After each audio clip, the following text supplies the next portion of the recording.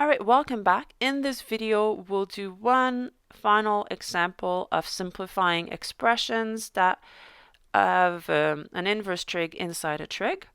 We'll do sine of 2 arctan of x, and then we'll recap the method for simplifying with a triangle. All right, as always, I'm going to take theta to be the inverse trig. Notice that in this case, it's not everything that's inside the sine. I'm only going to take arctan of x. The two would be confusing here, so theta is arctan of x, and so that means that tan of theta is x.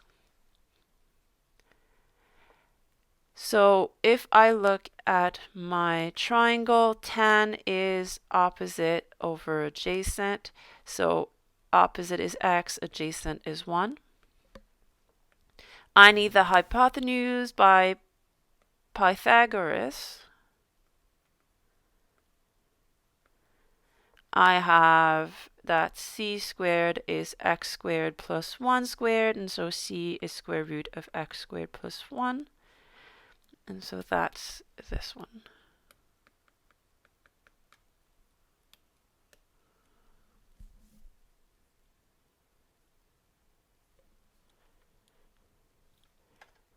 All right, now I want to compute sine of 2 theta.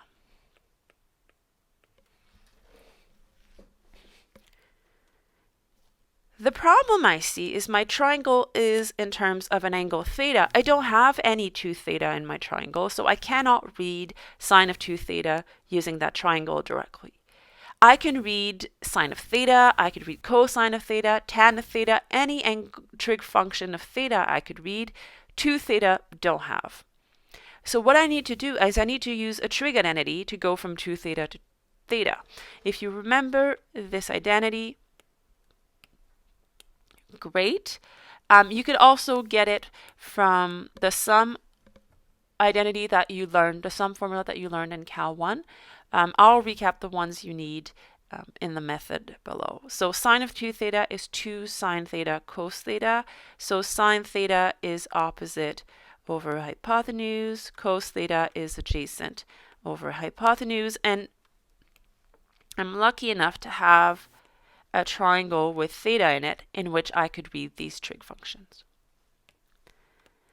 I get opposite, which is x, hypotenuse, which is square root of x squared plus 1. Adjacent is 1, hypotenuse is still square root of x squared plus 1. All right, so this is a valid answer, except that the goal is to simplify. And so I need to simplify the final answer too.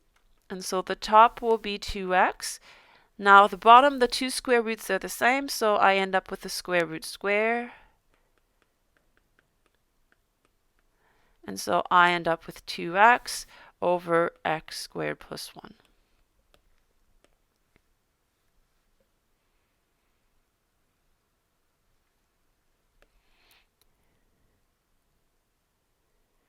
All right, let's recap the method, what we've done 3 times so far. Method: to simplify expression with an inverse trig function inside a trig function, what I have to do is I have to set theta to be the inverse trig. Right? What comes out of an inverse trig is an angle, so that's going to be my angle. And then I'm going to build a triangle. I'm going to use the fact that if theta is arcsine of blah, blah is whatever, then sine theta is blah. So here, in this case, blah was 2/5, so sine theta was 2/5. So whatever's inside the parentheses, that's going to be the value of sine theta. If it's arctan, then that's going to be tan theta. If it's arccos, that's going to be cos theta. All right, that's going to give you 2 of the angle. So this one will be opposite over hypotenuse. That's going to be 2 of your sides, sorry, not 2 of the angles. And you get the third side using the Pythagorean theorem.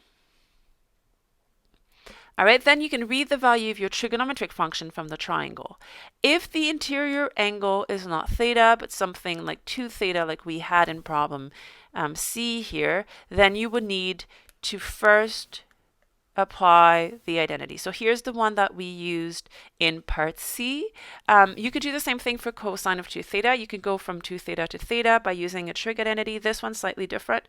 It's cosine theta squared minus sine squared theta. And remember, that means cosine of theta squared minus sine theta squared.